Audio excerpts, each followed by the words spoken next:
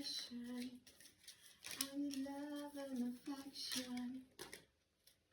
Love, love, love, love, love and affection. Love, love, and love you. Love and affection. Okay, so baby, if you're saying this, okay, so I was giving 2 songs for you. That was the first song. Then the second song is I'll be running, running, running to you. I'll be running to you, running, running, running to you. Anywhere, anywhere. And then spirit. Okay, so the first channeled message I got for you. So if you're saying this, there's a love message you need to hear at this time. And then spirit has got me recording this like early in the morning / late night. So my voice is all groggy. But anyways, okay. So the first one is when your person lays hold on you. You could be male watching this, you could be female. But when your lover lays hold on you, your neighbors are going to be like, they'll be knocking on your door like, can you guys keep it down? Can you keep it down? Because I'm just seeing like this, a lot of passion, a lot of fire. Like even the embrace is just going to be so passionate.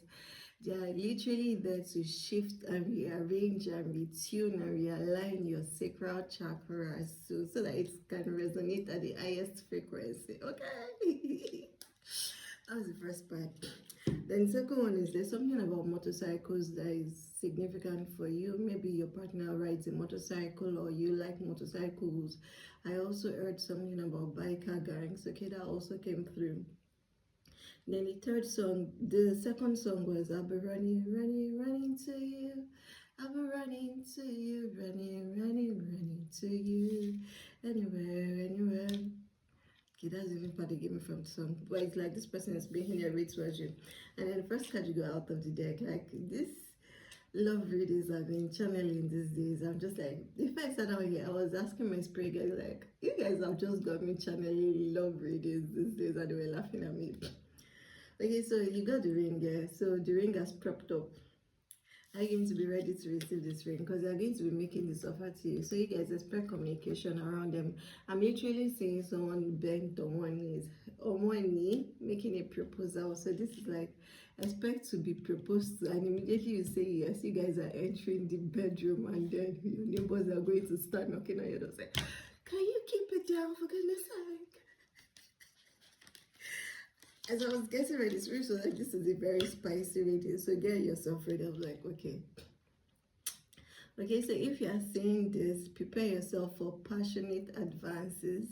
Prepare yourself for delicious, sensual, pleasurable, sensual makings with your partner, literally. Spirit is saying like pleasurable activities, but they're presenting this ring to you. And there's also something about this is not going to be an ordinary ring. This is a ring that holds a lot of significance to you and to them also. There's something about maybe you guys wear like crystal jewelry, or there's just something about this ring that is not the regular thingy. And it's just going to be very special, like it's going to be a very special significator of your person's commitment to your relationship. It's almost like they are giving you this ring, not just in the traditional sense of being a proposal or a betrothal, but it's more like they are making a soul commitment to you. I'm also picking up they may be getting you like a ruby ring, because I just saw ruby and garnet flash in my mind there right now. I'm also seeing like some very exotic crystals, like very rare crystals, very rare stones. But there's something about them using this opportunity, like this presentation of this ring. Yeah, it's because they want to try to just commit themselves to you in all ways, in all forms. Like this is almost like you guys are taking like a blood oath. Yeah, you're undergoing an oath taking ceremony, and this is not like the formal or legal or trying to do it in front of religious bodies. This is more like your souls coming together to sign a joint agreement, like, okay, you guys are going to be there for each other. Yeah. And then I'm also hearing now that you guys, yeah, this is actually like soulmate energy, but it also feels like very deeply embedded, deeply entrenched. You guys have lived, you've experienced a lot of lifetimes together. So in this current one, they are just now coming towards you to make this vow. So even though it feels like they're making a proposal to you, even though it feels like they're asking for maybe your hand in marriage or something, it doesn't feel like it's the first time, because this is something that's happened so many times before, and in so many lifetimes, across so many planes of existence. You guys have always been bound together. That's a very strong word.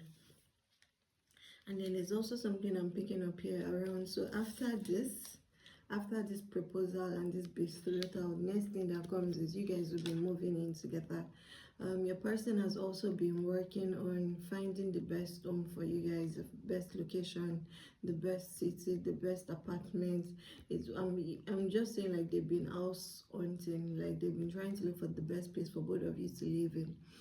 And after this ring, after this proposal, just prepare your mind that immediately you're not just saying yes to the ring, you're saying yes to your new life, you're saying yes to moving in together, you're saying yes to sharing your bed together, you're saying yes to getting your sacral chakra rearranged as frequently as possible.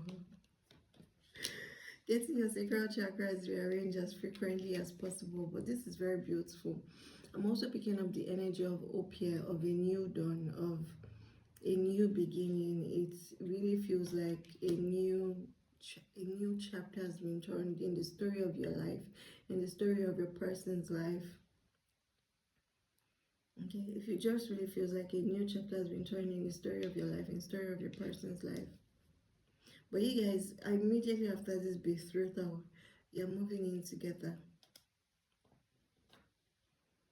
There's something about number 7. You guys are also going to be saying 333s, especially like 0133, 0233, then 0333. There's also something about number 7 being significant. Number 5 and number 7 being significant in your address or where you live or where you're moving to. But I'm just saying, like, 5 and 7 registered to an address.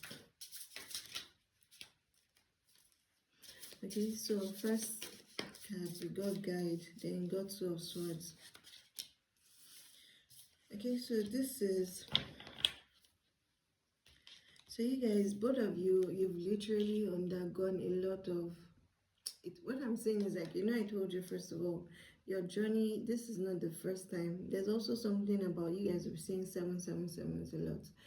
But this being together, this is not your first time. This is not your first rodeo. This is not your first time making love. This is not going to be your first time, even though it's your first time on this earth in this lifetime, but your souls know each other already. So it's really around, like, at this point in time, you're only just coming together now. That's why I'm also picking up this energy of soulmates, twin flames, but just heavily on soulmates. Even if it's twin flames, you guys have done, like, you both healed, because this is life lessons here. This is spiritual guidance, enlightenment. This is the guy.